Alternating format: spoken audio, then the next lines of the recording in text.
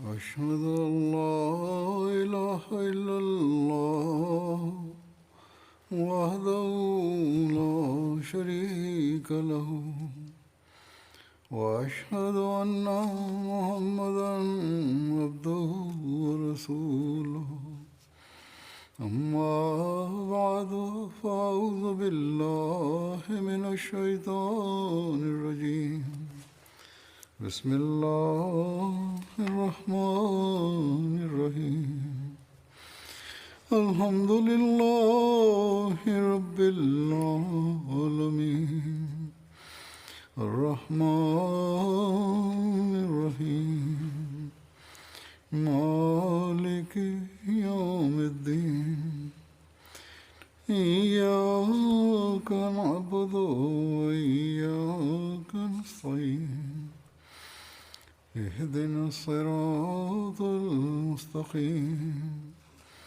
صراط الذين أنعمت عليهم غير المغضوب عليهم ولا الضالين. ഇന്നും സഹാബാക്കളെ കുറിച്ചുള്ള വിവരണം തന്നെയാണ്. ഇന്നത്തെ ആദ്യത്തെ അനുസ്മരണം ഹദ്രത്ത് അബു ലുബാബ ബിൻ അബ്ദുൽ മുൻസറിനെ കുറിച്ചാണ്. അദ്ദേഹത്തെക്കുറിച്ച് അല്പം കൂടുതൽ നിവേദനങ്ങൾ ലഭിച്ചിട്ടുണ്ട്. വിശദാംശങ്ങൾ മുമ്പിൽ വിവരിക്കപ്പെട്ടതാണ്. അധികമായി ലഭിച്ചത് ഇവിടെ അവതരിപ്പിക്കുന്നതാണ്.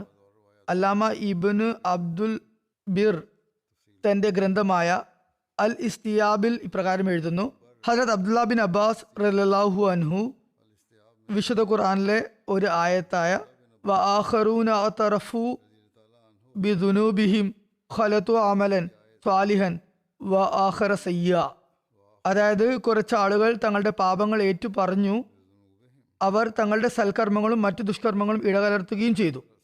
ഈ ആയത്തിനെ കുറിച്ച് വിശദീകരിച്ചുകൊണ്ട് പറയുന്നു, അബ്ദുല്ല ബിൻ വാസ് പറയുന്നു, ഈ ആയത്ത് അബു ലുബാബയും അദ്ദേഹത്തിന്റെ കൂടെയുള്ള 7 പേരോ അതോ 9 പേരെയോ സംബന്ധിച്ചാണ് അവതരിച്ചത്.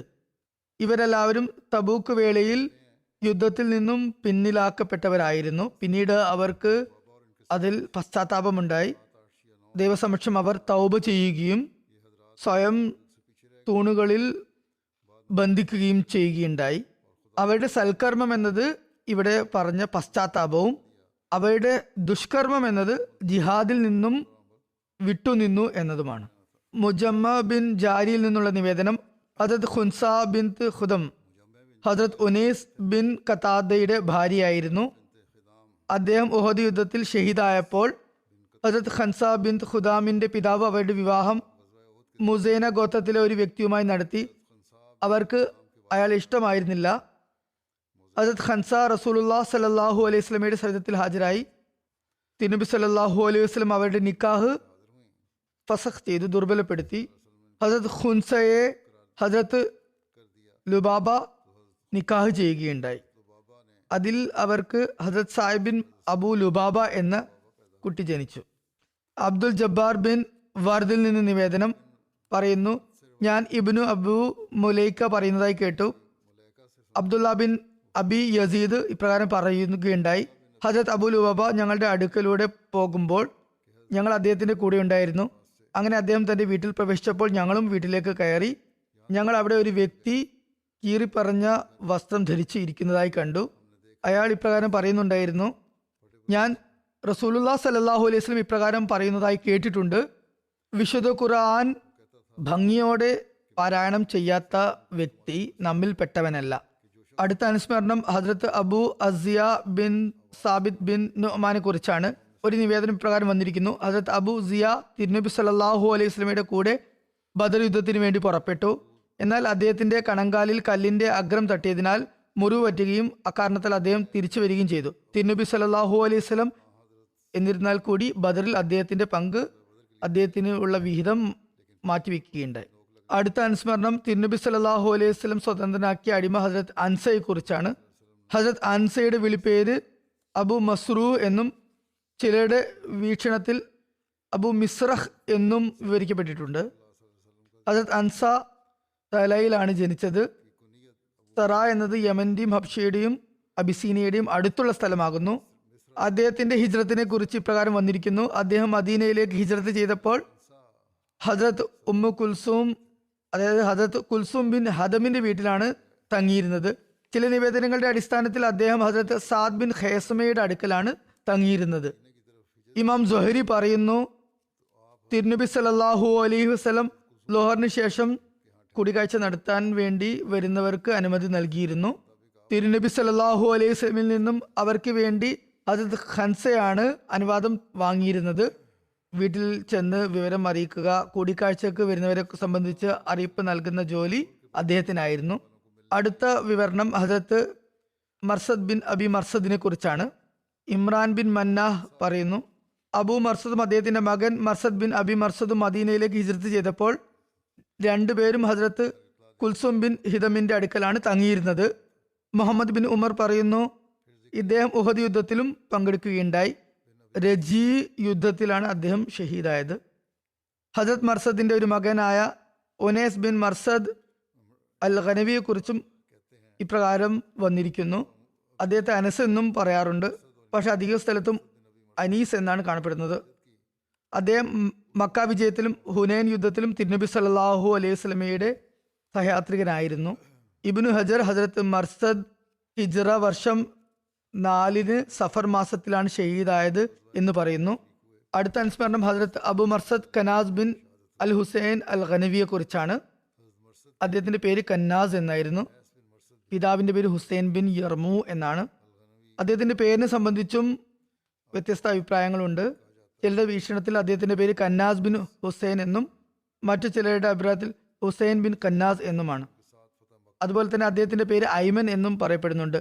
എന്നാൽ കന്നാസ് ബിൻ ഹുസൈൻ എന്ന് തന്നെയാണ് കൂടുതൽ പ്രസിദ്ധമായ പേര്. ഹജരത് അബു മർസദ് ഹജരത് ഹംസയുടെ സമപ്രായക്കാരനും അദ്ദേഹത്തിന്റെ സുഹൃത്തുമായിരുന്നു. അദ്ദേഹം ഉയരമുള്ള ശരീരപ്രകൃതത്തോടു കൂടിയ ആളായിരുന്നു. തല നിറച്ചും മുടിയുണ്ടായിരുന്നു. ഹജരത് അബു മർസദും അദ്ദേഹത്തിന്റെ മകൻ ഹജരത്ത് മർസദ് റളിയല്ലാഹു തആല അൻഹുമ രണ്ടുപേരും ബദർ യുദ്ധത്തിൽ പങ്കെടുക്കാനുള്ള തൗഫീഖ് നേടി. അദ്ദേഹത്തിന്റെ മകൻ ഹജരത്ത് മർസദ് ബദർ യുദ്ധത്തിൽ പങ്കെടുത്തു. മുമ്പും വിവരിച്ചതാണ്. ഹജരത്ത് അബു മർസദിന്റെ ഒരു പൗത്രൻ ഹജരത്ത് ഉനൈസ് ബിൻ മർസദും തിരുനബി സല്ലല്ലാഹു അലൈഹി വസല്ലമയുടെ സഹാബിയായിരുന്നു. അദ്ദേഹം മക്ക വിജയത്തിലും ഹുനൈൻ യുദ്ധത്തിലും തിരുനബി സല്ലല്ലാഹു അലൈഹി വസല്ലമയുടെ കൂടെ ഉണ്ടായിരുന്നു. പറയുന്നു, ഹിജ്റ വർഷം 2 റബിയുൽ അവൽ മാസത്തിൽ തിരുനബി സല്ലല്ലാഹു അലൈഹി വസല്ലം 30 ഒട്ടക സവാരിക്കാരായ മുഹാജിറുകളുടെ ഒരു സംഘത്തെ തന്റെ പിതൃവ്യനായ ഹജരത്ത് ഹംസ ബിൻ അബ്ദുൽ മുത്തലിബിന്റെ നേതൃത്വത്തിൽ മദീനയിൽ നിന്നും കിഴക്ക് ഭാഗത്തേക്ക് സൈഫുൽ ബഹർ എന്ന പ്രദേശത്തുള്ള ഈസ് എന്ന സ്ഥലത്തേക്ക് അയച്ചു. ഹജരത്ത് ഹംസയും അദ്ദേഹത്തിന്റെ കൂട്ടുകാരും വളരെ വേഗത്തിൽ അവിടെ എത്തി. അവർ കണ്ടു, മക്കയുടെ ഏറ്റവും സമുന്നതനായ നേതാവ് അബൂജഹൽ 3 സവാരികളോടൊപ്പം ഒരു സൈന്യവുമായി വന്ന് അവരെ സ്വീകരിക്കുന്നതിന് ഒരുങ്ങി നിൽക്കുന്നതാണ്. 2 സൈന്യങ്ങളും പരസ്പരം ഏറ്റുമുട്ടാൻ അണിയണിയായി നിരന്നു നിന്നു. യുദ്ധം തുടങ്ങാൻ പോകുമ്പോഴേക്കും ആ പ്രദേശത്തുള്ള പൗരമുഖ്യനായ മജ്ദി ബിൻ അമ്ര ജോനി, അദ്ദേഹത്തിന് 2 കൂട്ടരുമായി ബന്ധമുണ്ടായിരുന്നു, നല്ല ബന്ധമുണ്ടായിരുന്നു. അദ്ദേഹം മധ്യസ്ഥത വഹിച്ചുകൊണ്ട് അവരെ അതിൽ നിന്നും തടഞ്ഞു. അങ്ങനെ യുദ്ധം നടക്കാൻ പോയത് അവിടെ തടയപ്പെട്ടു. ഈ യുദ്ധ ദൗത്യം ഹംസ ബിൻ മുത്തലിബിന്റെ പേരിലാണ് പ്രസിദ്ധമായത്. ഹജരത് അബു മർസദും ഈ സൈനിക നീക്കത്തിൽ പങ്കാളിയായിരുന്നു. നിവേദനങ്ങളിൽ വന്നിരിക്കുന്ന തിരുനബി സല്ലല്ലാഹു അലൈഹി വസല്ലം ഏറ്റവും ആദ്യം ഹജരത് ഹംസയുടെ പതാകയാണ് തയ്യാറാക്കി കൊടുത്തത്. ഈ സൈനിക നീക്കത്തിൽ ഹജരത് ഹംസയുടെ പ്രസ്തുത പതാക ഹജരത്ത് അബു മർസദ് റളിയല്ലാഹു അൻഹു ആയിരുന്നു വഹിച്ചിരുന്നത്. അടുത്ത പരാമർശം ഹജരത് സലീദ് ബിൻ ഖൈസ് ബിൻ അമ്രിനെ കുറിച്ചാണ്. ഹജരത് സലീദ് അൻസാർ ഗോത്രമായ ഖസ്റജിന്റെ ശാഖയായ ബനു അദി ബിൻ നജ്ജാറിൽപ്പെട്ട ആളായിരുന്നു. ഹജരത് സലീദിന്റെ മാതാവിന്റെ പേര് ഹജരത് സുവൈബ ബിൻത് സറാറ എന്നായിരുന്നു. അവർ ഹജരത് അസദ് ബിൻ സറാറയുടെ സഹോദരി ആയിരുന്നു. ഒരു നിവേദനത്തിൽ ഇപ്രകാരം വന്നിരിക്കുന്നു, ഹജരത് ഖാലിദ് ബിൻ വലീദിന്റെ സഹോദരൻ വലീദ് ബിൻ വലീദിനെ ബദർ യുദ്ധത്തിൽ ഹജരത് സലീദ് ബിൻ ഖൈസ് ആണ് ബന്ദിയാക്കിയത്. മക്ക വിജയവേളയിൽ ഒരു അൻസാർ ഗോത്രമായ ബനു മാസിന്റെ പതാക ഹജരത് സലീദ് ബിൻ ഖൈസിന്റെ പക്കലായിരുന്നു ഉണ്ടായിരുന്നത്. ഇപ്രകാരം ഹുനൈൻ യുദ്ധത്തിലും ബനു മാസിന്റെ പതാക ഹജരത് സലീദിന്റെ പക്കൽ തന്നെയായിരുന്നു. ഹിജ്റ 13 ചിലരുടെ വീക്ഷണത്തിൽ ഹിജ്റ 14 എന്നും 14ന്റെ തുടക്കമെന്നും ഹസരത്ത് ഉമറിന്റെ ഖിലാഫത്ത് കാലത്ത് ജസർ യുദ്ധം ഉണ്ടായി. ഈ യുദ്ധം മുസ്ലിങ്ങൾക്കും ഫാർസികൾക്കും ഇടയിൽ ഉണ്ടായിരുന്ന ഇന്നത്തെ ഇറാഖ് എന്ന പ്രദേശത്ത് വെച്ചാണ് നടന്നത്. ഈ യുദ്ധത്തിൽ മുസ്ലിങ്ങളുടെ സൈന്യാധിപൻ ഹസരത്ത് അബു ഉബൈദ് ബിൻ മസൂദ് സഖ്ഫി ആയിരുന്നു. അതുകൊണ്ട് തന്നെ ഈ യുദ്ധത്തെ ജസർ അബി ഉബൈദ് യുദ്ധം എന്നും പറയുന്നു. ഇത് മറോഹ യുദ്ധം എന്നും പറയപ്പെടുന്നു. അത് യൂഫ്രട്ടീസിന്റെ പടിഞ്ഞാറ് തീരത്ത് സ്ഥിതി ചെയ്യുന്ന സ്ഥലമാണ്. ഖുസ്സുൻ നാത്തിക് യുദ്ധം എന്നും പേരുണ്ട്. ഇതും യൂഫ്രട്ടീസ് നദിയുടെ കിഴക്കേ കരയിൽ പ്രസിദ്ധമായ കുഫക് എന്ന സ്ഥലത്തിനടുത്തുള്ള ഒരു പ്രദേശത്തിന്റെ പേരാണ്. ഈ യുദ്ധത്തിൽ 2000 ഇറാനികൾ വാളിനിരയായി. ചില നിവേദനങ്ങളുടെ അടിസ്ഥാനത്തിൽ 6000 ഇറാനികൾ കൊല്ലപ്പെട്ടു. ചില നിവേദനങ്ങൾ അനുസരിച്ച് 1800 മുസ്ലിങ്ങൾ ഷഹീദായി. ചിലരുടെ അഭിപ്രായത്തിൽ 4000 മുസ്ലിങ്ങളാണ് ഷഹീദ് ആയത്. ഇതിൽ 70 അൻസാറുകളും 22 മുഹാജിറുകളും ഉൾപ്പെടുന്നു. ഈ ശുഹദാക്കളിൽ ഹസ്രത്ത് സലീത്ത് ബിൻ ഖൈസും ഉണ്ടായിരുന്നു. ചിലരുടെ വീക്ഷണത്തിൽ ഈ യുദ്ധത്തിൽ ഏറ്റവും അവസാനം ഷഹീദായത് ഹസ്രത്ത് സലീത്ത് ബിൻ ഖൈസ് ആയിരുന്നു. ചില ചരിത്രകാരന്മാരുടെ അഭിപ്രായത്തിൽ അദ്ദേഹത്തിന്റെ വംശപരമ്പര തുടർന്നില്ല. എന്നാൽ ചിലരുടെ അഭിപ്രായ പ്രകാരം അദ്ദേഹത്തിന്റെ മകന്റെ പേര് അബ്ദുള്ള ബിൻ സലീത്ത് എന്നായിരുന്നു. അദ്ദേഹം തന്റെ പിതാവിൽ നിന്ന് ഒരു നിവേദനവും റിവായത്ത് ചെയ്തിട്ടുണ്ട്. മറ്റൊരു നിവേദനം അനുസരിച്ച് ഹസരത്ത് സലീത്തിന് ഒരു മകളും ഉണ്ടായിരുന്നു. അവരുടെ പേര് സുബൈത്ത എന്നായിരുന്നു. അവർ ഹസരത്ത് സുഹൈല ബിൻ സുമ്മയിൽ നിന്നുമാണ് ജനിച്ചത്. ഉസ്ദുൽ ഖാബയുടെ കർത്താവ് എഴുതുന്നു, ഇദ്ദേഹത്തിന്റെ തലമുറ മുന്നോട്ട് പോയില്ല, വംശ തുടർച്ചയുണ്ടായില്ല. അബ്ദുള്ള ബിൻ സലീത്ത് ബിൻ ഖൈസ് തന്റെ പിതാവ് ഹസരത്ത് സലീത്ത് ബിൻ ഖൈസിൽ നിന്നും നിവേദനം ചെയ്യുന്നു. അൻസാറിൽ നിന്നുള്ള ഒരു വ്യക്തിക്ക് ഒരു തോട്ടമുണ്ടായിരുന്നു. അതിൽ മറ്റൊരു അൻസാറിന്റെ ഈന്തപ്പന വൃക്ഷവും ഉണ്ടായിരുന്നു. ഇദ്ദേഹം ആ തോട്ടത്തിൽ രാവും പകലും പോയിരുന്നു. തിരുനബി സല്ലല്ലാഹു അലൈഹി വസല്ലം അദ്ദേഹത്തോട് ഇപ്രകാരം കൽപ്പിച്ചു: അയാളുടെ തോട്ടത്തിലെ മതിലിനോട് ചേർന്നിട്ടുള്ള വൃക്ഷങ്ങളുടെ ഈന്തപ്പഴങ്ങൾ ഈ തോട്ടം ആരുടേതാണോ ആ അൻസാരിക്ക് നൽകേണ്ടതാണ്. അടുത്ത അനുസ്മരണം ഹസരത്ത് മുജസ്സർ ബിൻ സിയാദിനെ കുറിച്ചാണ്. മൂസ ബിൻ ഉഖബ പറയുന്നു, അബു യസിർ ആണ് അബു ബഖ്തരിയെ വധിച്ചതെന്ന് ജനങ്ങൾ കരുതിയിരുന്നു. അധികം ആളുകളും പറയുന്നത് അയാളെ വധിച്ചത് മുജസ്സർ ആണ് എന്നാണ്. ഹദരത്ത് മുജസ്സർ ജാഹിലിയ കാലഘട്ടത്തിൽ സുവേദ് ബിൻ സാമിത്തിനെ വധിച്ചിരുന്നു, ഇസ്ലാമിന് മുമ്പ്. ഈ വധം കാരണം ബുആസ് യുദ്ധം ആളിക്കത്തുകയുണ്ടായി. പിൽക്കാലത്ത് ഹസരത്ത് മുജസ്സറും ഹസരത്ത് ഹാരിസ് ബിൻ സുവേദ് ബിൻ സാമിത്തും ഇസ്ലാം സ്വീകരിക്കുകയുണ്ടായി. എങ്കിലും സുവേദ് തന്റെ പിതാവിന്റെ വധത്തിന് പകരമായി അദ്ദേഹത്തിനെ വധിക്കാൻ തക്കം പാർത്തിരുന്നു. ഉഹദ് യുദ്ധത്തിൽ ഖുറൈശികൾ തിരിച്ചു വന്ന് മുസ്ലിങ്ങളെ ആക്രമിച്ചപ്പോൾ ഹാരിസ് ബിൻ സുവേദ് പിന്നിൽ നിന്നും അദ്ദേഹത്തിന്റെ കഴുത്തിന് വെട്ടി അദ്ദേഹത്തെ ഷഹീദാക്കുകയുണ്ടായി. ഹംറാഉൽ അസദ് യുദ്ധത്തിൽ നിന്നും തിരികെ വരുമ്പോൾ ഹദരത്ത് ജിബ്രഈൽ അലൈഹിസ്സലാം തിരുനബി സല്ലല്ലാഹു അലൈഹി വസല്ലമയുടെ സവിധത്തിൽ ഹാജരായിക്കൊണ്ട് പറഞ്ഞു, ഹാരിസ് ബിൻ സുവൈദ് മുജസ്സറിനെ ചതിപ്രയോഗിച്ച് കൊലപ്പെടുത്തി. അങ്ങനെ തിരുനബി സല്ലല്ലാഹു അലൈഹി വസല്ലമയ്ക്ക് മുജസ്സർ ബിൻ സിയാദിന്റെ വധത്തിന് പകരമായി ഹാരിസ് ബിൻ സുവൈദിനെ വധിക്കണമെന്നും അറിയിക്കുകയുണ്ടായി. അത്യുഷ്ണ സമയത്ത് തിരുനബി സല്ലല്ലാഹു അലൈഹി വസല്ലം ഖുബായിൽ പോകുകയും ഹദരത്ത് ഉവൈം ബിൻ സായിദ തിരുനബി സല്ലല്ലാഹു അലൈഹി വസല്ലമയുടെ നിർദ്ദേശപ്രകാരം ഹാരിസ് ബിൻ സുവൈദിനെ മസ്ജിദ് ഖുബായുടെ പടിക്കൽ വെച്ച് വധിക്കുകയുണ്ടായി. ഇത് തൊബഖാത്തുൽ കുബറയിലുള്ള നിവേദനമാണ്. അടുത്തത് റിഫാ ബിൻ റാഫി ബിൻ മാലിക് ബിൻ അജ്ലാനെ കുറിച്ചുള്ള അനുസ്മരണമാണ്. എഴുതുന്നു, ഹദരത്ത് റിഫാ ബിൻ റാഫി ഇസ്ലാം സ്വീകരിച്ച സംഭവം ഇപ്രകാരം വന്നിരിക്കുന്നു. മുആസ് ബിൻ റിഫാ തന്റെ പിതാവിൽ നിന്ന് നിവേദനം ചെയ്യുന്നു, ഹദരത്ത് റിഫാ ബിൻ റാഫിയും അദ്ദേഹത്തിന്റെ മാതൃ സഹോദരി പുത്രനായ ഹദരത്ത് മുആസ് ബിൻ അഫ്രായും പുറപ്പെട്ടു മക്കയിലെത്തി. അവർ രണ്ടുപേരും തന്നിയ പർവ്വതത്തിൽ നിന്നും ഇറങ്ങിയപ്പോൾ ഒരു വ്യക്തി മരച്ചുവട്ടിൽ ഇരിക്കുന്നതായി കണ്ടു. നിവേദകന്റെ അഭിപ്രായ പ്രകാരം ഈ സംഭവം 6 അൻസാറുകൾ പുറപ്പെടുന്നതിന് മുമ്പുള്ള സംഭവമാണ്, മദീനയിൽ നിന്ന് മക്കയിലേക്ക്. അതായത് 1-ാം ബയ്യത്ത് അഖബക്ക് മുമ്പുള്ള സംഭവമാണ്. പറയുന്നു, ഞങ്ങൾ കണ്ട ആ വ്യക്തി തിരുനബി സല്ലല്ലാഹു അലൈഹി വസല്ലം ആയിരുന്നു. ഞങ്ങൾക്കറിയില്ലായിരുന്നു. ഞങ്ങൾ കരുതി ആ വ്യക്തിയുടെ അടുത്ത് പോയി ഞങ്ങളുടെ സാധനങ്ങൾ അദ്ദേഹത്തിന്റെ പക്കൽ വെച്ച് ബൈത്തുള്ള തവാഫ് ചെയ്ത് തിരികെ വരാം. പറയുന്നു, അപ്പോൾ ഞങ്ങൾ തിരുനബി സല്ലല്ലാഹു അലൈഹി വസല്ലമയോട് ജാഹിലിയ കാലഘട്ടത്തിലെ പോലെ സലാം പറഞ്ഞു. എന്നാൽ തിരുനബി ഇസ്ലാമിക രീതിയിൽ ഞങ്ങളോട് സലാമിന് മറുപടി നൽകി. തുടർന്ന് പറയുന്നു, മക്കയിൽ ആരോ നുബുവത്ത് വാദം പുറപ്പെടുവിച്ചിട്ടുണ്ട് എന്ന് ഞങ്ങൾ കേട്ടിരുന്നു. എങ്കിലും തിരുനബി സല്ലല്ലാഹു അലൈഹി വസല്ലമയെ ഞങ്ങൾക്ക് വ്യക്തിപരമായി അറിയില്ലായിരുന്നു. താങ്കൾ ആരാണെന്ന് ഞങ്ങൾ തിരുനബി സല്ലല്ലാഹു അലൈഹി വസല്ലമയോട് ചോദിച്ചു. അപ്പോൾ അദ്ദേഹം പറഞ്ഞു, താഴെ ഇറങ്ങി വരിക. ആദ്യം ഞങ്ങൾ താഴെ ഇറങ്ങി നുബുവത്ത് വാദിക്കുന്ന ആ വ്യക്തി എവിടെയാണ് എന്ന് ഞങ്ങൾ ചോദിച്ചു. തിരുനബി സല്ലല്ലാഹു അലൈഹി വസല്ലം കുറിച്ച് പറഞ്ഞു, ആ നബിയുടെ വാദത്തെക്കുറിച്ചൊക്കെ പരാമർശിച്ചുകൊണ്ട് ആരാണെന്ന് തിരക്കി. അപ്പോൾ തിരുനബി സല്ലല്ലാഹു അലൈഹി വസല്ലം പറഞ്ഞു, ആ വ്യക്തി ഞാൻ തന്നെയാണ്. തുടർന്ന് പറയുന്നു, എനിക്ക് ഇസ്ലാമിനെ കുറിച്ച് പറഞ്ഞു തരൂ എന്ന് ഞാൻ ആവശ്യപ്പെട്ടു. തിരുനബി സല്ലല്ലാഹു അലൈഹി വസല്ലം ഞങ്ങൾക്ക് ഇസ്ലാമിനെ കുറിച്ച് വിവരിച്ചു തന്നു. എന്നിട്ട് ചോദിച്ചു, ആകാശ ഭൂമികളെയും പർവ്വത നിരകളെയും ആരാണ് സൃഷ്ടിച്ചത്? ഞങ്ങൾ പറഞ്ഞു, അതെല്ലാം അള്ളാഹുവിന്റെ സൃഷ്ടിയാണ്. അപ്പോൾ തിരുനബി സല്ലല്ലാഹു അലൈഹി വസല്ലം ഞങ്ങളോട് ചോദിച്ചു, നിങ്ങളെ സൃഷ്ടിച്ചതാരാണ്? അപ്പോൾ ഞങ്ങൾ പറഞ്ഞു, അള്ളാഹു തന്നെ. അപ്പോൾ തിരുനബി സല്ലല്ലാഹു അലൈഹി വസല്ലം ചോദിച്ചു, നിങ്ങൾ ആരാധിക്കുന്ന ഈ ബിംബങ്ങളെ ആരാണ് സൃഷ്ടിച്ചത്? അപ്പോൾ പറഞ്ഞു, ഞങ്ങൾ സ്വയം സൃഷ്ടിച്ചതാണിത്. അപ്പോൾ തിരുനബി സല്ലല്ലാഹു അലൈഹി വസല്ലം ചോദിച്ചു, സൃഷ്ടിക്കുന്നവനാണോ ആരാധനയ്ക്ക് കൂടുതൽ അർഹൻ, അതോ സൃഷ്ടിക്കപ്പെട്ടവനാണോ? അതുകൊണ്ട് തന്നെ ബിംബങ്ങളെ നിർമ്മിച്ച നിങ്ങളാണല്ലോ ബിംബങ്ങളെക്കാൾ അപേക്ഷിച്ച് ആരാധനയ്ക്ക് കൂടുതൽ അർഹർ, കാരണം നിങ്ങളാണ് അവയെ സൃഷ്ടിച്ചത്. തുടർന്ന് തിരുനബി സല്ലല്ലാഹു അലൈഹി വസല്ലം പറഞ്ഞു, ഞാൻ നിങ്ങളെ അള്ളാഹുവിന്റെ ആരാധനയിലേക്കും ആരാധനക്കാരൻ അള്ളാഹു അല്ലാതെ മറ്റാരുമില്ലെന്നും ഞാൻ അവന്റെ റസൂലാണെന്നുള്ള സാക്ഷ്യത്തിലേക്ക് ക്ഷണിക്കുന്നു. കൂടാതെ പരസ്പരം രക്തബന്ധം നിലനിർത്തുകയും ജനങ്ങളുടെ അക്രമങ്ങൾ മൂലമുള്ള ശത്രുത വെടിയുകയും വേണമെന്ന് ഞാൻ ഉത്ബോധിപ്പിക്കുന്നു. അപ്പോൾ ഞങ്ങൾ പറഞ്ഞു, താങ്കൾ ക്ഷണിക്കുന്ന കാര്യങ്ങൾ കള്ളമാണെങ്കിൽ കൂടി അവ വളരെ നല്ല കാര്യങ്ങളും ഉയർന്ന ധാർമ്മികതയിൽ അധിഷ്ഠിതമായ കാര്യങ്ങളുമാണ്. ഞങ്ങൾ തവാഫ് ചെയ്തു വരുന്നത് വരെ താങ്കൾ ഞങ്ങളുടെ യാത്രാമൃഗങ്ങളെ സംരക്ഷിച്ചാലും.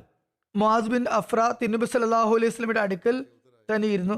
റിഫ ബിൻ റാഫി പറയുന്നു, ഞാൻ ബൈത്തുള്ള തവാഫ് ചെയ്യാൻ പോയി. ഞാൻ അവിടെ ശകുനം നോക്കാനായി 7 അമ്പുകൾ എടുത്തു. അതിൽ ഒന്ന് തിരുനബി സല്ലല്ലാഹു അലൈഹി വസല്ലമയ്ക്ക് വേണ്ടി മാറ്റിവെച്ചു. അവരുടെ ഒരു രീതിയായിരുന്നു, അവരുടെ മനസ്സംതൃപ്തിക്ക് വേണ്ടി അവർ അമ്പുകൾ കൊണ്ട് ശകുനം നോക്കാറുണ്ടായിരുന്നു.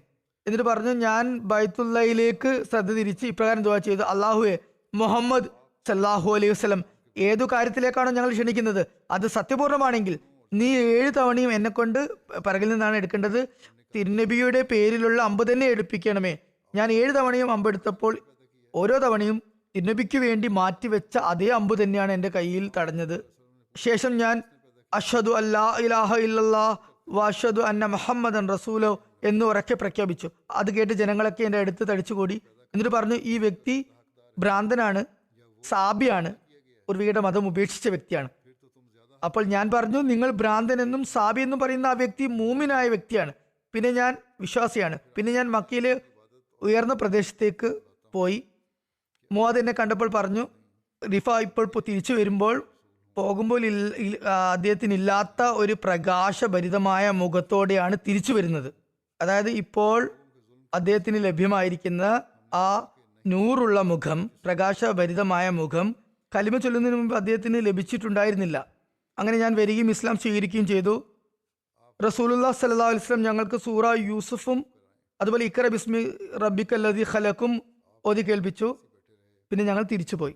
ഹദരത്ത് റിഫ ബിൻ റാഫി ഇപ്രകാരം പറഞ്ഞു, ബദർ ദിവസം എൻ്റെ കണ്ണിൽ അമ്പ് കൊണ്ടു എൻ്റെ കണ്ണ് പൊട്ടിപ്പോയി. അപ്പോൾ തിരുനബി സല്ലല്ലാഹു അലൈഹി വസല്ലം തൻ്റെ ഉമ്മുനീർ എൻ്റെ കണ്ണിൽ തടവുകയും എനിക്ക് വേണ്ടി ദുആ ചെയ്യുകയും ചെയ്തു. അപ്പോൾ എനിക്ക് അതിൻ്റെ ബുദ്ധിമുട്ടുകളൊക്കെ ഇല്ലാതായി. മറ്റൊരു നിവേദന പ്രകാരം ബദർ ദിവസം ഹദരത്ത് റിഫ ബിൻ റാഫിക്കല്ല, മറിച്ച് അദ്ദേഹത്തിന്റെ പിതാവ് റാഫി ബിൻ മാലിക്കിനാണ് കണ്ണിൽ അമ്പ് കൊണ്ടത് എന്നും വരുന്നുണ്ട്. എന്തായാലും സത്യം എന്താണെന്ന് അള്ളാഹുവിനാണ് നന്നായി അറിയുക. ഏതായാലും അപ്രകാരം ആ ക്ലേശം ദൂരീകരിക്കപ്പെടുകയുണ്ടായി. ഹദരത്ത് റിഫ ബിൻ റാഫി പറയുന്നു, റസൂലുള്ളാഹി സ്വല്ലല്ലാഹു അലൈഹി വസല്ലം ഒരു ദിവസം പള്ളിയിൽ ഇരിക്കുകയായിരുന്നു. ഞങ്ങളും അദ്ദേഹത്തോടൊപ്പം ഉണ്ടായിരുന്നു. അപ്പോൾ ഒരു ഗ്രാമീണവാസിയെ പോലെ തോന്നിക്കുന്ന ഒരു വ്യക്തി വന്നു, അദ്ദേഹത്തിന്റെ അടുക്കലേക്ക് വന്നു. ആ വ്യക്തി അവിടെ വന്ന് നമസ്കരിച്ചു. വളരെ പെട്ടെന്ന് നമസ്കരിച്ച് തീർത്തു. അതിനുശേഷം അയാൾ തിരിഞ്ഞ് തിരുനബി സല്ലല്ലാഹു അലൈഹി വസല്ലമയോട് വന്ന് അസ്സലാമു അലൈക്കും എന്ന് പറഞ്ഞു. അപ്പോൾ തിരുനബി സല്ലല്ലാഹു അലൈഹി വസല്ലം താങ്കൾക്ക് മേലും ദൈവസമാധാനം ഉണ്ടാകട്ടെ എന്ന് പറഞ്ഞു. എന്നിട്ട് പറഞ്ഞു, തിരിച്ചു പോവുക, വീണ്ടും നമസ്കരിക്കുക. എന്തെന്നാൽ താങ്കൾ നമസ്കരിച്ചിട്ടില്ല. അയാൾ വീണ്ടും പോയി നമസ്കരിച്ചു. എന്നിട്ട് വീണ്ടും വന്ന് തിരുനബി സല്ലല്ലാഹു അലൈഹി വസല്ലമയോട് സലാം പറഞ്ഞു. വീണ്ടും തിരുനബി സല്ലല്ലാഹു അലൈഹി വസല്ലം താങ്കൾക്കും ദൈവസമാധാനം ഉണ്ടാകട്ടെ എന്ന് പറയുകയും വീണ്ടും പോയി നമസ്കരിക്കാൻ കൽപ്പിക്കുകയും ചെയ്തു. കാരണം താങ്കൾ നമസ്കരിച്ചിട്ടില്ല എന്ന് തന്നെ പറഞ്ഞു. ഇങ്ങനെ ആ വ്യക്തി 2 or 3 തവണ ചെയ്തു. ഓരോ തവണയും അയാൾ തിരുനബി സല്ലല്ലാഹു അലൈഹി വസല്ലമയോട് വന്ന് സലാം പറയുകയും തിരുനബി സല്ലല്ലാഹു അലൈഹി വസല്ലം അയാളുടെ സലാമിന് മറുപടി നൽകുകയും ചെയ്തപ്പോഴൊക്കെ തന്നെ വീണ്ടും പോയി നമസ്കരിക്കാനാണ് ആവശ്യപ്പെട്ടത്. താങ്കൾ നമസ്കരിച്ചിട്ടില്ല എന്നും പറയുകയുണ്ടായി.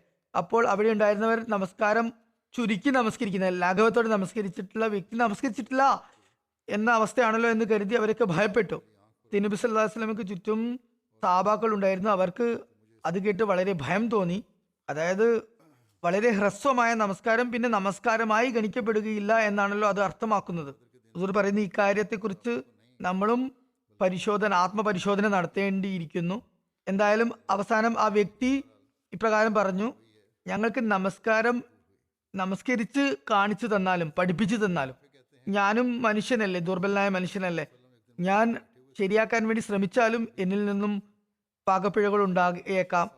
തിരുനബി സല്ലല്ലാഹു അലൈഹി വസല്ലം പറഞ്ഞു, താങ്കൾ നമസ്കരിക്കാൻ ഉദ്ദേശിക്കുമ്പോൾ ആദ്യം അള്ളാഹു പഠിപ്പിച്ച പ്രകാരം മുറയനുസരിച്ച് വുളു എടുക്കുക, അംഗശുദ്ധി വരുത്തുക.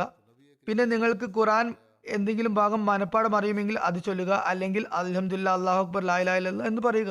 അതിനുശേഷം റുക്കൂവിൽ പോകുക, വളരെ സാവകാശം റുക്കു ചെയ്യുക, സമാധാനത്തോടെ റുക്കു ചെയ്യുക. ശേഷം നേരെ നിവർന്ന് നിൽക്കുക. അതിനുശേഷം സുജൂദ് ചെയ്യുക, വളരെ സമയമെടുത്ത് തൃപ്തികരമായ നിലയിൽ സജദ ചെയ്യുക, സുജൂദ് ചെയ്യുക. അതിനുശേഷം വളരെ സമാധാനത്തോടെ ഇരിക്കുക. അതിനുശേഷം വീണ്ടും എഴുന്നേൽക്കുക. താങ്കൾ ഇങ്ങനെ നമസ്കരിക്കുകയാണെങ്കിൽ താങ്കളുടെ നമസ്കാരം പൂർത്തിയാകുന്നതാണ്. എന്നാൽ ഇതിൽ എന്തെങ്കിലും കുറവ് വരുത്തുകയാണെങ്കിൽ എത്ര കുറച്ചോ അത്ര തന്നെ നമസ്കാരത്തിൽ അപൂർണതയും ഉണ്ടാകും. അത് റിഫാ ബിൻ റാഫിയിൽ നിന്ന് നിവേദനം. അദ്ദേഹം തിരുനബി സല്ലല്ലാഹു അലൈഹി വസല്ലമയുടെ അടുക്കൽ ഇരിക്കുകയായിരുന്നു. അപ്പോൾ തിരുനബി സല്ലല്ലാഹു അലൈഹി വസല്ലം പറഞ്ഞു, ആരെങ്കിലും അള്ളാഹു കൽപ്പിച്ച പ്രകാരം വുളു ചെയ്യാതെ നമസ്കരിക്കുകയാണെങ്കിൽ ആ നമസ്കാരം അപൂർണമായിരിക്കും. അതായത് വുളു എടുക്കുമ്പോൾ മുഖം മുഴുവനായും, അതുപോലെ കൈമുട്ട് വരെയും 2 കൈകളും കഴുകുക, അതുപോലെ വെള്ളം തൊട്ട് തല തടവുക, 2 കാലുകളും കണങ്കാൽ വരെ കഴുകുക. മറ്റൊരു നിവേദനത്തിൽ ഹസരത്ത് റിഫാ ബിൻ റാഫിയിൽ നിന്നും ഇപ്രകാരം ഒരു നിവേദനം വന്നിരിക്കുന്നു. അദ്ദേഹം പറയുന്നു, തിരുനബി സല്ലല്ലാഹു അലൈഹി വസല്ലമയുടെ നിർദ്ദേശത്തെക്കുറിച്ച് പറയുകയാണ്, നമസ്കരിക്കാൻ വേണ്ടി തയ്യാറായി നിൽക്കുമ്പോൾ ഖിബിലയ്ക്ക് നേരെ മുഖം തിരിക്കുക. എന്നിട്ട് അല്ലാഹു അക്ബർ എന്ന് പറഞ്ഞ ശേഷം സൂറ ഫാത്തിഹ ഓതുക.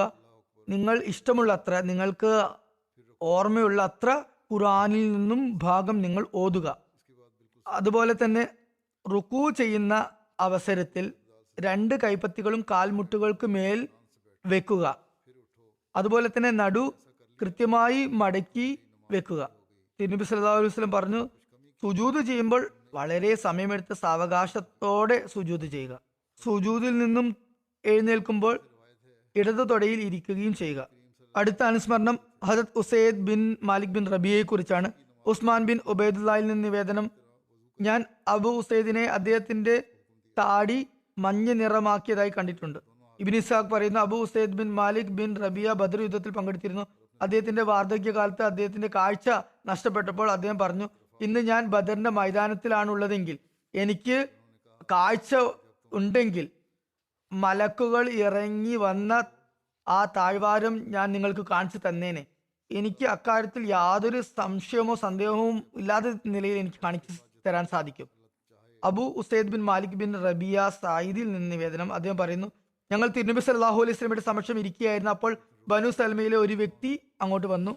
എന്നിട്ട് ചോദിച്ചു, യാ റസൂലല്ലാഹ് സല്ലല്ലാഹു അലൈഹി വസല്ലം, എന്റെ മാതാപിതാക്കൾ മരണപ്പെട്ട ശേഷവും അവരോട് എനിക്ക് സൽപെരുമാറ്റം കാഴ്ചവെക്കേണ്ടതുണ്ടോ? തിരുനബി സല്ലല്ലാഹു അലൈഹി വസല്ലം പറഞ്ഞു, തീർച്ചയായും അവർക്ക് വേണ്ടി ദുആ ചെയ്യുക, അവർക്ക് വേണ്ടി ഇസ്തിഗ്ഫാർ ചെയ്യുക, പാപപൂർത്തി തേടുക, അവരുടെ കാലശേഷം അവർ ചെയ്ത വാഗ്ദാനങ്ങളൊക്കെ പൂർത്തിയാക്കുക, അവർ 2 പേരുടെയും ബന്ധുക്കളുമായി നല്ല ബന്ധം പുലർത്തുക, ബന്ധം നിലനിർത്തുക, അവരുടെ സുഹൃത്തുക്കളെ ബഹുമാനിക്കുക. അങ്ങനെ അവർക്കും അതിന്റെ നന്മ ലഭിച്ചുകൊണ്ടിരിക്കും, അവരുടെ ആത്മാവിനും അതിന്റെ കൂലി ലഭിച്ചുകൊണ്ടിരിക്കും. അതുപോലെ അവരുടെ മഗ്ഫിറത്തിന്, പാപപൂർത്തിക്കുള്ള വഴി ഒരുങ്ങുകയും ചെയ്യും. മാലിക് ബിൻ റബിയയിൽ നിന്ന് നിവേദനം, ഞാൻ തിരുനബി സല്ലല്ലാഹു അലൈഹി വസല്ലം ഇപ്രകാരം പറയുന്നതായി കേട്ടു, അള്ളാഹുവേ, തലമുണ്ടനം ചെയ്യുന്നവരുടെ പാപങ്ങൾ പുറത്തു നൽകണമേ. അപ്പോൾ ഒരു വ്യക്തി പറഞ്ഞു, അപ്പോൾ മുടി ചെറുതാക്കി വെട്ടുന്നവരുടെ കാര്യമോ? അപ്പോൾ തിരുനബി സല്ലല്ലാഹു അലൈഹി വസല്ലം 3-മതോ 4-മതോ പറഞ്ഞു മുടി ചെറുതായി വെട്ടുന്നവരെ കുറിച്ചും. ആ സമയത്ത് ഞാനും തലമുണ്ടനം ചെയ്തിരുന്നു. അന്നേ ദിവസം എനിക്കുണ്ടായ സന്തോഷം ചുവന്ന ഒട്ടകം ലഭിച്ചാലോ, വളരെയധികം സമ്പത്ത് ലഭിച്ചാലോ ഉണ്ടാകാത്ത അത്ര അതിലും അധികമായിരുന്നു. ഉസ്മാ ബിൻ റഖീം തന്റെ പിതാവിൽ നിന്ന് നിവേദനം ചെയ്യുന്നു, തിരുനബി സല്ലല്ലാഹു അലൈഹി വസല്ലം ബദർ നാൾ പറഞ്ഞു, നിങ്ങളുടെ കയ്യിലുള്ള യുദ്ധമുതലുകൾ നിങ്ങൾ ഉപേക്ഷിക്കുക. അപ്പോൾ ഹദരത്ത് അബു ഉസൈദ് സാദി ഐസുൽ മർസബാന്റെ വാൾ തിരിച്ചു വെക്കുകയുണ്ടായി, അദ്ദേഹത്തിന് ലഭിച്ചത് തിരിച്ചു വെക്കുകയുണ്ടായി. അപ്പോൾ അത് അർക്കം എടുത്തു. എന്നിട്ട് പറഞ്ഞു, യാ റസൂലല്ലാഹ്, ഇത് എനിക്ക് നൽകിയാലും. തിരുനബി സല്ലല്ലാഹു അലൈഹി വസല്ലം ആ വാൾ അദ്ദേഹത്തിന് നൽകിയുണ്ടായി. ഹദരത്ത് അബ്ദുല്ല ബിൻ അബ്ദുൽ അസദിനെ കുറിച്ചുള്ള വിവരണമാണ് ഇനി. ഒരു നിവേദനത്തിൽ ഇപ്രകാരം വന്നിരിക്കുന്നു. മുഹമ്മദ് ബിൻ അമ്മാറ പറയുന്നു, മക്കയിൽ നിന്നും ഹിജ്റത്ത് ചെയ്ത് മദീനയിലേക്ക് വന്നവരിൽ ഏറ്റവും ആദ്യം ഞങ്ങളുടെ അടുക്കൽ എത്തിയത് Hazrat Abu Salama bin Abdul Asad ആയിരുന്നു. അദ്ദേഹം മുഹറം 10 മദീനയിൽ വന്നത്. തിരുനബി സല്ലല്ലാഹു അലൈഹി വസല്ലം ആകട്ടെ റബീഉൽ അവൽ 12 മദീനയിൽ എത്തിയത്. ഇദ്ദേഹം മുഹാജിറുകളിൽ ഏറ്റവും ആദ്യം എത്തുകയും ബനു അമ്ർ ബിൻ ഔഫിന്റെ അടുക്കൽ തങ്ങുകയും ചെയ്തു. അവസാനം എത്തിയ മുഹാജിരിങ്ങൾക്കും ഇദ്ദേഹത്തിനും ഇടയിൽ 2 മാസത്തെ ഇടവേള ഉണ്ടായിരുന്നു. ഹദരത്ത് ഉമ്മ സൽമ നിവേദനം ചെയ്യുന്നു, അവർ ഹദരത്ത് അബൂ സൽമ മദീനയിലേക്ക് ഹിജ്റത്ത് ചെയ്തപ്പോൾ ഖുബായിൽ ഹദരത്ത് മുബഷിർ ബിൻ അബ്ദുൽ മുൻസറിന്റെ അടുക്കലായിരുന്നു തങ്ങിയിരുന്നത്. റസൂലുള്ളാഹി സ്വല്ലല്ലാഹു അലൈഹി വസല്ലം ഹദരത്ത് അബൂ സൽമ ബിൻ അബ്ദുൽ അസദും സഅദ് ബിൻ ഖൈസ്മക്കും ഇടയിൽ സഹോദരി ബന്ധം ഉണ്ടാക്കിയിരുന്നു. ബനു തേ ഗോത്രത്തിലെ ഒരാൾ തന്റെ സഹോദരന്റെ പുത്രിയെ കാണാൻ മദീനയിൽ വന്നപ്പോൾ തിരുനബി സല്ലല്ലാഹു അലൈഹി വസല്ലമയോട് ഖുവൈലിദിന്റെ മക്കളായ തുലൈഹിയും സൽമയും തങ്ങളുടെ ഗോത്രത്തിലും സുഹൃത്തുക്കൾക്കും ഇടയിൽ ചുറ്റിത്തിരിയുന്നു അലിഞ്ഞു തിരിഞ്ഞിരുന്നു എന്നറിഞ്ഞപ്പോൾ, അതുപോലെ തന്നെ മാത്രമല്ല തങ്ങളുടെ സമൂഹത്തെയും മറ്റാളുകളെയും തിരുനബി സല്ലല്ലാഹു അലൈഹി വസല്ലമയ്ക്കെതിരിൽ യുദ്ധത്തിന് പ്രേരിപ്പിക്കുകയും ചെയ്യുന്നുണ്ട് എന്ന് വിവരം നൽകി. അപ്പോൾ തിരുനബി സല്ലല്ലാഹു അലൈഹി വസല്ലം അബൂ സലമയെ, അതായത് അബ്ദുല്ല ബിൻ അബ്ദുൽ അസദിനെ വിളിച്ച് ബനു അസദിനെ തലകൊയ്യുന്നതിന് വേണ്ടി 150 മുഹാജിരിങ്ങളും അൻസാറുകളും അടങ്ങുന്ന ഒരു സംഘത്തെ അയക്കുകയുണ്ടായി. അവർക്കൊരു പതാകയും തയ്യാറാക്കി നൽകിയിരുന്നു. ബനു അസദിനെ കുറിച്ച് ഇപ്രകാരം അറിയിപ്പ് നൽകിയ ആളെ തന്നെ വഴികാട്ടിയായി പറഞ്ഞയച്ചു. തിരുനബി സല്ലല്ലാഹു അലൈഹി വസല്ലം അബൂ സൽമക്ക് ഇപ്രകാരം കൽപ്പന നൽകി, ഈ യാത്ര നിങ്ങൾ തുടരുകയും ബനു അസദിന്റെ പ്രദേശത്തെത്തി മാത്രം താവളമടിക്കുകയും ചെയ്യുക. അതിനു മുമ്പ് അവരുമായി നിങ്ങളുടെ സൈന്യം മുഖാമുഖം വരികയാണെങ്കിൽ അവരോട് യുദ്ധം ചെയ്യുക. ഈ കൽപ്പന അനുസരിച്ച് ഹദരത്ത് അബൂ സൽമ വളരെ ശീഘ്രഗതിയിൽ രാപ്പകൽ ഭേദമന്യേ യാത്ര ചെയ്ത് അവിടേക്ക് പുറപ്പെട്ടു. ബനു അസദിന് അവരുടെ നീക്കത്തെക്കുറിച്ച് അറിവ് ലഭിക്കുന്നതിന് മുമ്പ് അവരുടെ താവളത്തിൽ അവരുടെ തലക്ക് മുകളിൽ എത്തിച്ചേരുന്നതിന് വേണ്ടിയായിരുന്നു അപ്രകാരം ദ്രുതഗതിയിൽ പോയത്. അവസാനം അവർ യാത്ര ചെയ്ത് ബനു അസദിന്റെ ഒരു ജലാശയത്തിനടുത്തെത്തി. അവിടെ കന്നുകാലികളുടെ സംഘത്തിന് മേൽ അവർ ആക്രമണം നടത്തി. അവിടെയുള്ള 3 ഇടയന്മാരെ പിടികൂടി. ബാക്കി എല്ലാവരും അവിടെ നിന്ന് ഓടി രക്ഷപ്പെട്ടു. ഹദരത്ത് അബൂ സൽമ തന്റെ സംഘത്തെ 3 ഘടകങ്ങളായി തിരിച്ചു. ഒരു സംഘത്തെ തന്നോടൊപ്പം നിർത്തിക്കൊണ്ട് മറ്റു 2 സംഘങ്ങളെയും പല വഴിക്ക് പറഞ്ഞയച്ചു. ഇവർ കുറച്ച് ഒട്ടകങ്ങളെയും മാടുകളെയും പിടിച്ചു കൊണ്ടുവന്നു.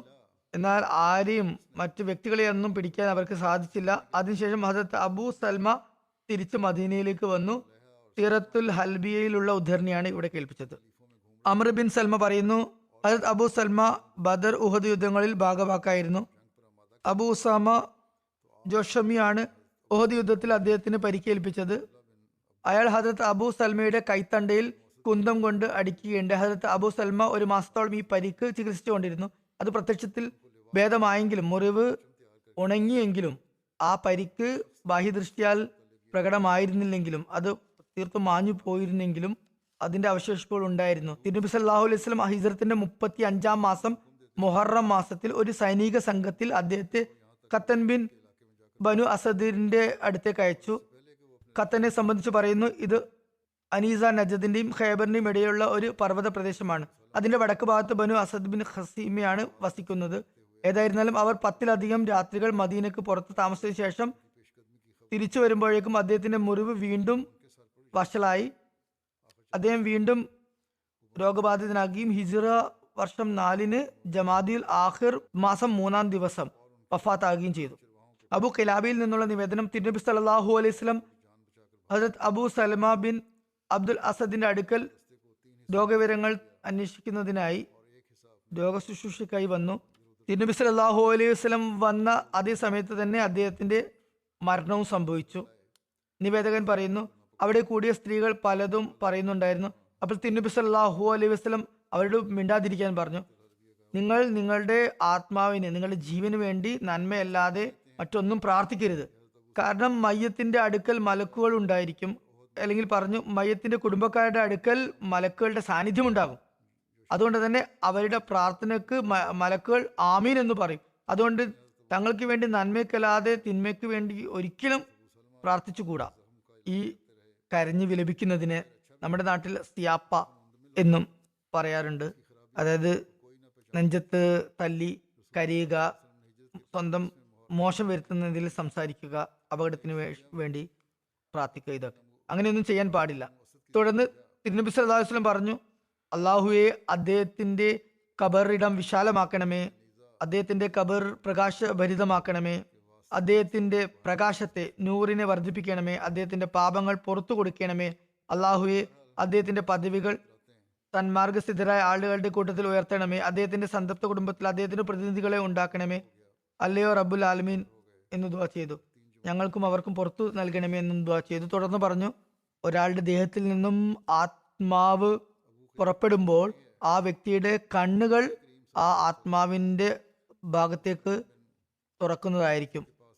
മയ്യത്തിന്റെ കണ്ണുകൾ തുറന്നിരിക്കുന്നത് നിങ്ങൾ കണ്ടിട്ടില്ലേ എന്നും പറയുകയുണ്ടായി.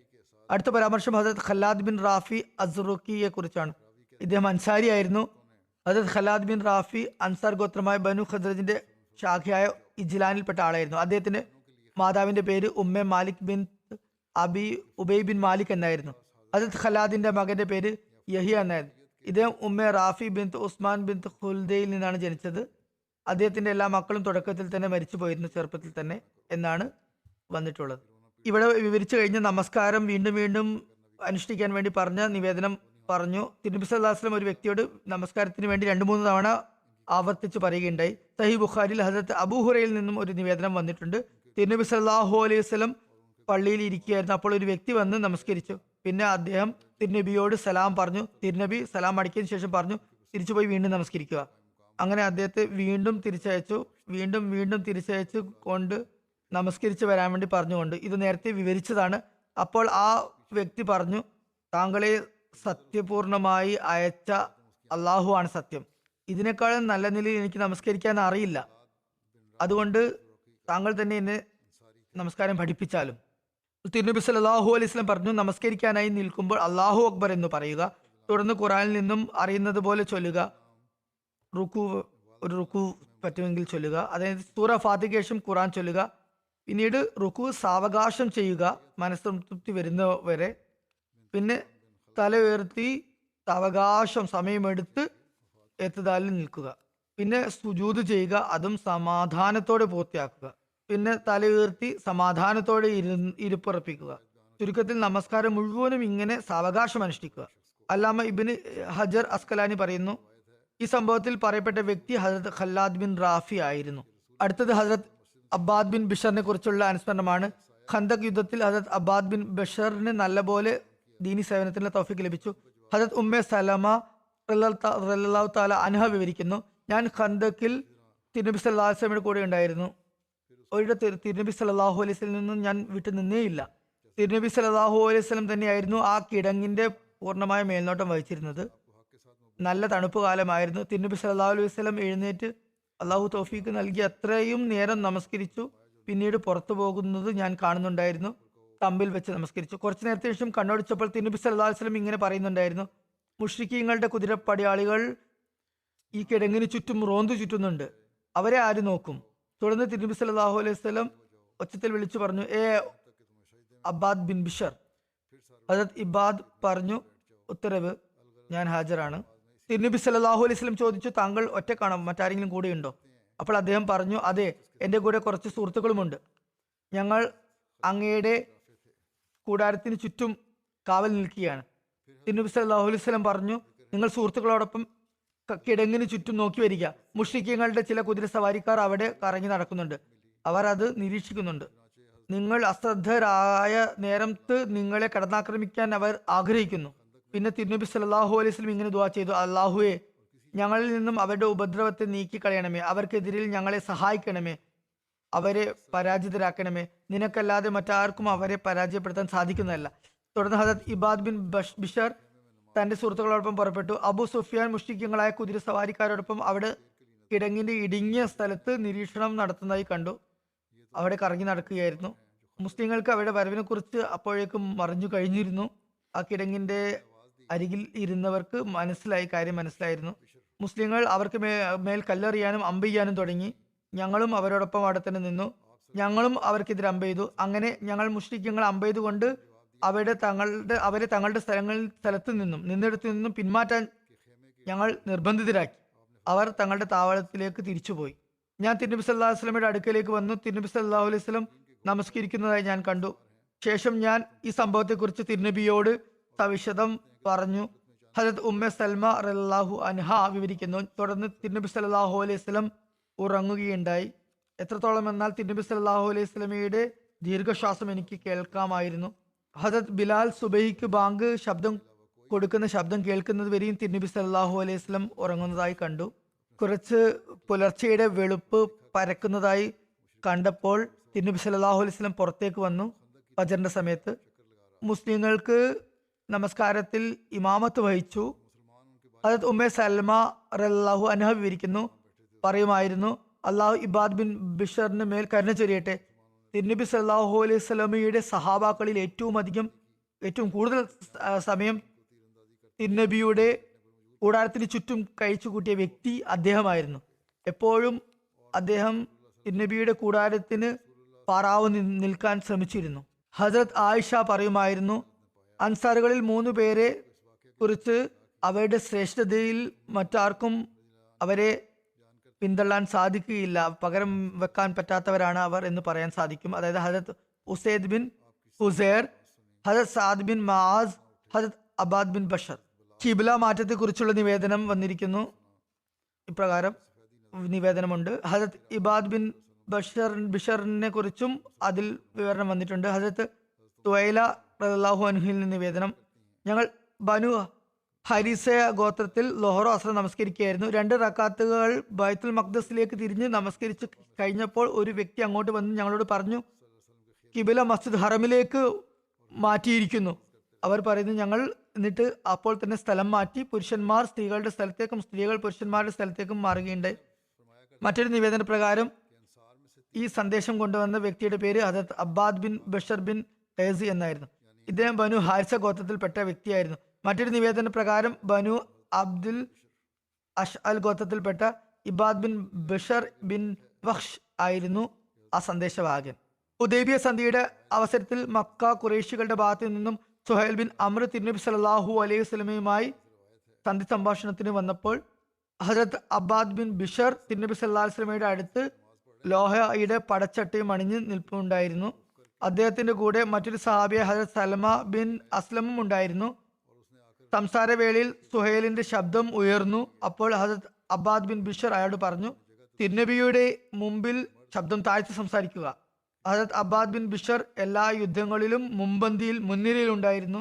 വൈന ബിൻ ഹിസൻ ഫസാരി ബനു ഖത്ഫാന്റെ ഏതാനും സവാരികളോടൊപ്പം ഗാബ കടന്നാക്രമിച്ചപ്പോൾ അവിടെ തിരുനബി സല്ലല്ലാഹു അലൈഹി വസല്ലമയുടെ പാലുള്ള ഒട്ടകങ്ങൾ മേയാറുണ്ടായിരുന്നു.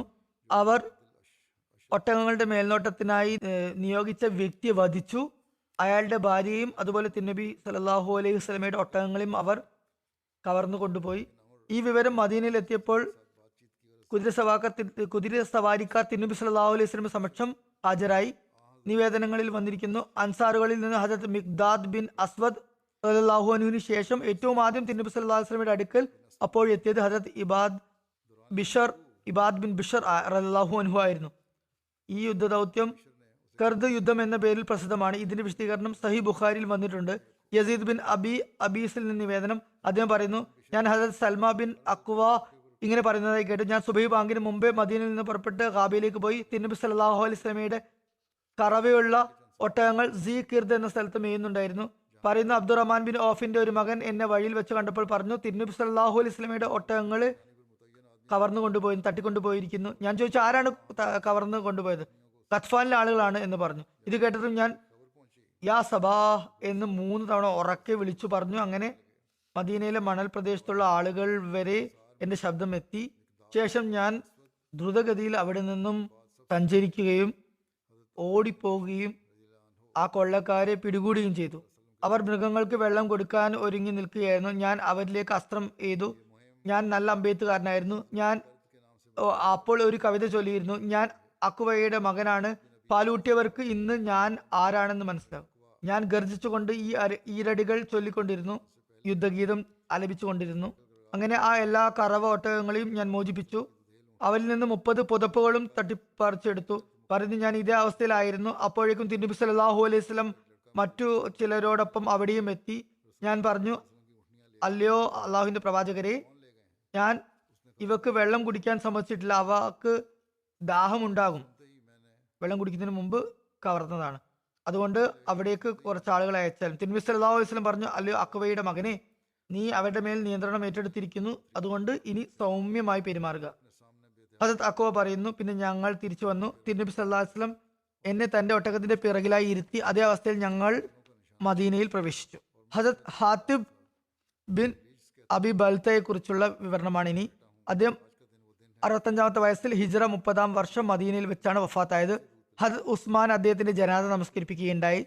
അദ്ദേഹത്തെക്കുറിച്ചുള്ള കൂടുതൽ വിശദാംശങ്ങൾ ഇപ്രകാരമാണ്. ഹദരത്ത് അബൂബക്കറും അദ്ദേഹത്തെ ഈജിപ്തിൽ മക്കോക്കസ് എന്ന സ്ഥലത്ത് അയക്കുകയുണ്ടായി. അവിടെ ഒരു കരാർ എഴുതി തയ്യാറാക്കി.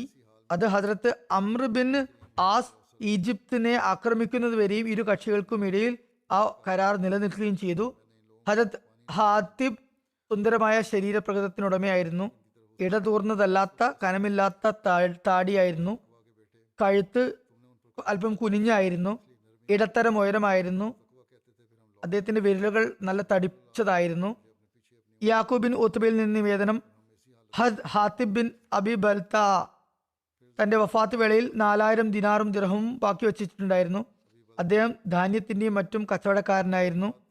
അദ്ദേഹത്തിന്റെ പിന്തുടർച്ചാവകാശം മദീനയിലായിരുന്നു ഉണ്ടായിരുന്നത്. ഹദരത്ത് ജാബിറിൽ നിന്ന് നിവേദനം, ഒരിക്കൽ ഹാത്തിബിന്റെ അടിമ തിരുനബി സല്ലല്ലാഹു അലൈഹി വസല്ലമയുടെ സമക്ഷം എത്തി പരാതി ബോധിപ്പിച്ചു. അയാൾ പറഞ്ഞു, അള്ളാഹുവിന്റെ റസൂലേ സല്ലല്ലാഹു അലൈഹി വസല്ലം, ഹാത്തിബ് എന്തായാലും നരകത്തിൽ പോകുന്നതാണ്. അപ്പോൾ തിരുനബി സല്ലല്ലാഹു അലൈഹി വസല്ലം പറഞ്ഞു, താങ്കൾ പറയുന്നത് കളവാണ്. അദ്ദേഹം ഒരിക്കലും നരകത്തിൽ പ്രവേശിക്കുന്നതല്ല. കാരണം അദ്ദേഹം ബദർ യുദ്ധത്തിലും ഹുദൈബിയ സന്ധിയിലും പങ്കെടുത്ത വ്യക്തിയാണ്. ഹദരത്ത് സയ്യിദ് ബിൻ മുസയ്യബ് പറയുന്നു, മുസൈബ് അല്ലെങ്കിൽ മുസയ്യബ് എന്നാണ് പേര്. ഹദരത്ത് ഉമർ ഹാത്തിബ് ബിൻ അബി ബാൽത്തായുടെ അടുക്കലൂടെ കടന്നുപോയി. അദ്ദേഹം ചന്തയിൽ ഉണക്കമുന്തിരി വിൽക്കുകയായിരുന്നു. ഹദരത്ത് ഉമർ അദ്ദേഹത്തോട് പറഞ്ഞു, ഒന്നുകിൽ താങ്കൾ വില ഉയർത്തുക, അല്ലെങ്കിൽ ഇവിടെ നിന്ന് പോവുക. ഇപ്രകാരം വന്നിരിക്കുന്നു. ഹദരത്ത് ഇമാം ഷാഫിൽ നിന്ന് നിവേദനം, കാസിം ബിൻ മുഹമ്മദ് പറയുന്നു, ഹദരത്ത് ഉമർ ഈദ്ഗാഹ് മാർക്കറ്റിൽ ഹദരത്ത് ഹാത്തിബിന്റെ അടുക്കൽ എത്തി. അദ്ദേഹത്തിന്റെ മുന്നിൽ 2 കോട്ട നിറയെ ഉണക്കമുന്തിരി കിഷ്മിഷ് ഉണ്ടായിരുന്നു. ഹദരത്ത് ഉമർ അദ്ദേഹത്തോട് അതിന്റെ വില ആരാഞ്ഞു. അപ്പോൾ അദ്ദേഹം പറഞ്ഞു, ഒരു ദിർഹമിന് 2 മുദ്ദ്, ഒരു തൂക്കത്തിന്റെ അളവാണ്, 2 മുദ്ദ് തൂക്കം കൊടുക്കുന്നതാണ്. ഹദരത്ത് ഉമർ അദ്ദേഹത്തോട് പറഞ്ഞു, തായിഫിൽ നിന്ന് വരുന്ന ഒരു കച്ചവട സംഘത്തെക്കുറിച്ച് എന്നോട് ഇപ്രകാരം പറയപ്പെട്ടിട്ടുണ്ട്. അവർ താങ്കളുടെ വിലയെക്കുറിച്ച് ആശങ്കയിലാണുള്ളത്. താങ്കൾ ഇപ്രകാരം വില നൽകുന്നു, അതനുസരിച്ചായിരിക്കും അവരുടെ കച്ചവടം. അതുകൊണ്ട് തന്നെ താങ്കൾ ഒന്നുകിൽ വില ഉയർത്തുക, അല്ലെങ്കിൽ വീട്ടിലിരുന്ന് ഇഷ്ടമുള്ളവർക്ക് ഇഷ്ടം പോലെ കച്ചവടം നടത്തുക. അതിനുശേഷം ഹദരത്ത് ഉമർ വീട്ടിലേക്ക് തിരിച്ചു വന്നപ്പോൾ അതിനെക്കുറിച്ച് വീണ്ടും ചിന്തിച്ചു. പിന്നെ പെട്ടെന്ന് തന്നെ ഹദരത്ത് ഹാത്തിബിനെ കാണാൻ അദ്ദേഹത്തിന്റെ വീട്ടിലേക്ക് ചെന്ന് പോയി കണ്ടു. എന്നിട്ട് പറഞ്ഞു, ഹദരത്ത് ഉമർ പറഞ്ഞു, ഞാൻ താങ്കളോട് കുറച്ചു മുമ്പ് പറഞ്ഞ കാര്യം എൻ്റെ ഭാഗത്തു നിന്നും യാതൊരു ബലാത്കാരവും ഇല്ലാത്ത നിർബന്ധം ചെലുത്തിക്കൊണ്ടല്ലാതെ ഞാൻ പറഞ്ഞതാണ്. അത് എൻ്റെ ഭാഗത്തു നിന്നുള്ള ഒരു അന്തിമ തീരുമാനവുമല്ല. ഞാൻ ഈ കാര്യം നഗരവാസികളുടെ നന്മയ്ക്ക് വേണ്ടിയാണ് പറഞ്ഞത്. താങ്കൾ ഇഷ്ടമുള്ള എടുത്ത് ഇഷ്ടമുള്ള വിലയിൽ അത് വിറ്റുകൊള്ളുക. അതായത് മുസ്ലിം മൗദ് റളിയല്ലാഹു അൻഹു ഇത് സംബന്ധിച്ച് പറയുന്നു, തിരുനബി സല്ലല്ലാഹു അലൈഹി വസല്ലമയുടെ കാലം മുതൽ മദീനയിൽ വില നിലവാരത്തിന്റെ കാര്യത്തിൽ ഇസ്ലാമിക ഭരണകൂടം ഇടപെടാറുണ്ടായിരുന്നു. ഹദീസുകളിലും ഇപ്രകാരം വന്നിട്ടുണ്ട്. ഹദരത്ത് ഉമർ റളിയല്ലാഹു അൻഹു ഒരിക്കൽ മദീനയുടെ ചന്തയിൽ നടക്കുകയായിരുന്നു. അദ്ദേഹം ഹാത്തിബ് ബിൻ അബി ബൽത്ത എന്ന പേരുള്ള ഒരാൾ 2 ചാക്ക് ഉണക്കുമുന്തിരിയുമായി ചന്തയിൽ കച്ചവടം നടത്തുന്നതായി കണ്ടു. ഹദരത്ത് ഉമർ അദ്ദേഹത്തോട് വില അന്വേഷിച്ചപ്പോൾ അദ്ദേഹം ഒരു ദിർഹമിന് 2 മുദ്ദ് തൂക്കം കൊടുക്കുന്നു എന്ന് പറഞ്ഞു. ഈ വില മാർക്കറ്റിൽ പൊതുവായ വിലയേക്കാൾ വളരെ കുറവായിരുന്നു. അപ്പോൾ ഹദരത്ത് ഉമർ അദ്ദേഹത്തോട് പറഞ്ഞു, വീട്ടിലിരുന്ന് കച്ചവടം ചെയ്യുക, മാർക്കറ്റിൽ ഇത്രയും കുറഞ്ഞ വിലക്ക് വിൽക്കാൻ പാടില്ല. എന്തുകൊണ്ടെന്നാൽ അത് കാരണം മാർക്കറ്റിലെ വില നിലവാരം താറുമാറാകുന്നതാണ്. ജനങ്ങൾക്ക് മാർക്കറ്റിലുള്ള മറ്റു കച്ചവടക്കാരെ കുറിച്ച് ദുർധാരണയും ഉണ്ടാകും. ഹദരത്ത് മുസ്ലിം മൗദ് പറയുന്നു, ഫുഖഹാക്കൾ ഇതേക്കുറിച്ച് ഒരുപാട് ചർച്ച നടത്തിയിട്ടുണ്ട്. ചിലരുടെ നിവേദനങ്ങളിൽ പറയുന്നു, ഹദരത്ത് ഉമർ പിന്നീട് തന്റെ ഈ ധാരണയിൽ നിന്നും പിന്തിരിയുകയുണ്ടായി. എന്നാൽ പൊതുവിൽ ഫുഖഹാക്കൾ ഹദരത്ത് ഉമറിന്റെ അഭിപ്രായത്തെ പ്രാവർത്തികമാക്കേണ്ട അടിസ്ഥാന സംഗതിയായി അംഗീകരിക്കുന്നു. അവർ എഴുതുന്നു, ഇസ്ലാമിക ഭരണകൂടത്തിന്റെ കടമ എന്തെന്നാൽ അവർ വില നിശ്ചയിക്കേണ്ടതാണ്. അല്ലാത്ത പക്ഷം പൊതുജനങ്ങളുടെ സംസ്കാരത്തിലും വിശ്വസ്തയിലും പ്രശ്നങ്ങൾ ഉടലെടുക്കുന്നതായിരിക്കും. എന്നാൽ മാർക്കറ്റിൽ കൊണ്ടുവരാത്ത വ്യക്തിഗതമായി വിൽക്കുന്ന സാധനങ്ങളെ കുറിച്ചല്ല ഇവിടെ പറയുന്നത് എന്നുകൂടി ഓർക്കുക. മാർക്കറ്റിൽ വെച്ച് വിൽക്കാത്ത സ്വന്തമായ നിലയിൽ വേറിട്ട് വിൽക്കുന്നതിനെ കുറിച്ചല്ല ഇവിടെ പരാമർശം. ചുരുക്കത്തിൽ മാർക്കറ്റിൽ കൊണ്ടുവന്ന് വിൽക്കുന്ന സാധനങ്ങളെ സംബന്ധിച്ച് ഇസ്ലാം വ്യക്തമായും കൽപ്പിക്കുന്നത് എല്ലാവർക്കും സമമായ നിലയിൽ ഒരു വില നിശ്ചയിക്കണമെന്നാണ്.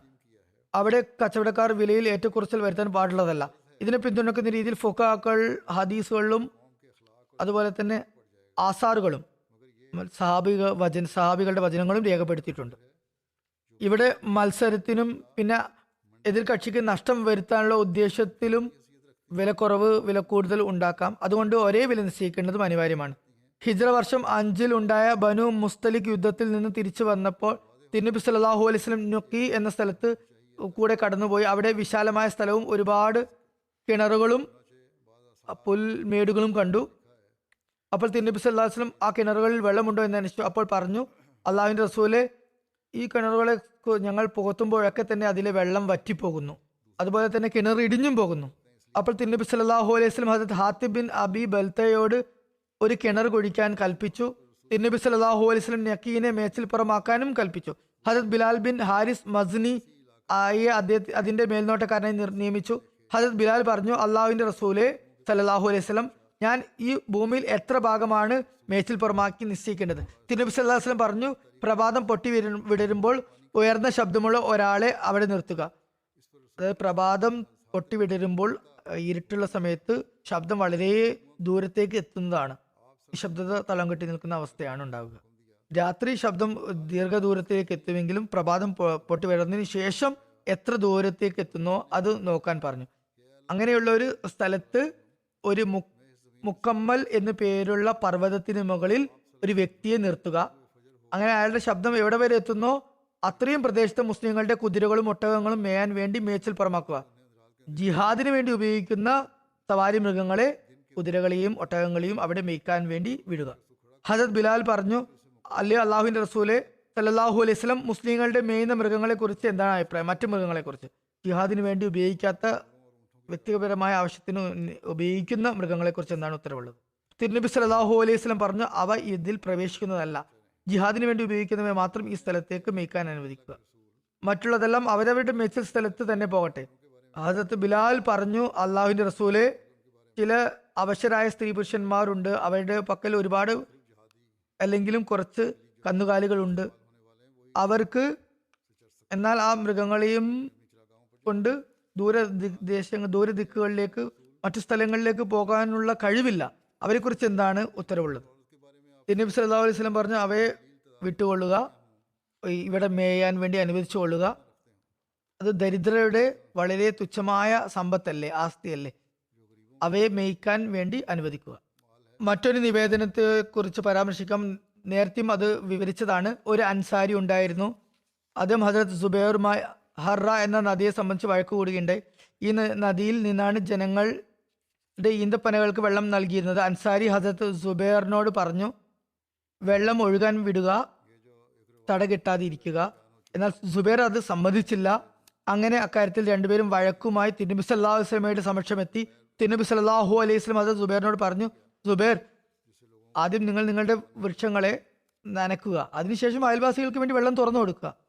അപ്പോൾ അൻസാരിക്ക് ദേഷ്യം വന്നു. എന്നിട്ട് പറഞ്ഞു, താങ്കൾ ഈ തീരുമാനമെടുത്തത് ആ വ്യക്തി താങ്കളുടെ അമ്മായിയുടെ മകനായതുകൊണ്ടാണല്ലോ. അപ്പോൾ തിരുനബി സല്ലല്ലാഹു അലൈഹി വസല്ലമയുടെ മുഖം വിവരണമായി.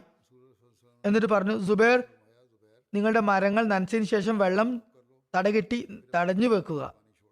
അങ്ങനെ അത് അണകെട്ടിയ അല്ലെങ്കിൽ ചിറകെട്ടിയ അത്രത്തോളം പൊന്തി നിറഞ്ഞു കവിഞ്ഞു കൊള്ളട്ടെ, അതിനെ ഒഴുക്കി വിടാതിരിക്കുക. ഹദരത്ത് സുബൈർ പറയുന്നു, അള്ളാഹു ആണ്, ഞാൻ മനസ്സിലാക്കുന്നത് ഈ സന്ദർഭത്തിലായിരുന്നു ഇപ്രകാരം ഒരു ആയത്ത് ഇറങ്ങിയത്. അതായത്, നിന്റെ നാഥനാണ് സത്യം, ആരാണോ തങ്ങൾക്കിടയിൽ അഭിപ്രായ വ്യത്യാസം ഉണ്ടാകുമ്പോൾ നിന്റെ, അതായത് റസൂലിന്റെ വിധിയെ അംഗീകരിക്കാത്തവർ, അവർ ഒരിക്കലും വിശ്വാസികളാകുന്നതല്ല. ബുഖാരിയിൽ നിന്നുള്ള നിവേദനമാണിത്. ഈ ഹദീസിൽ പറയപ്പെട്ട അൻസാരിയെ കുറിച്ച് തഫ്സീറുകളിൽ അഭിപ്രായ വ്യത്യാസമുണ്ട്. തഫ്സീർ ഖുർത്തുബിയിൽ മക്കി വനുഹാസിന്റെ നിവേദനം അനുസരിച്ച് ആ അൻസാരി ഹാത്തിബ് ബിൻ അബി ബൽത ആയിരുന്നു.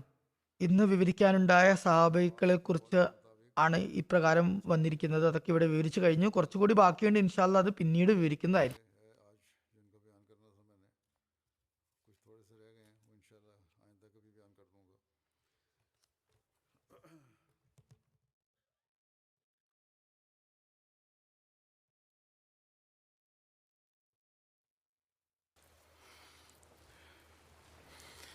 الحمد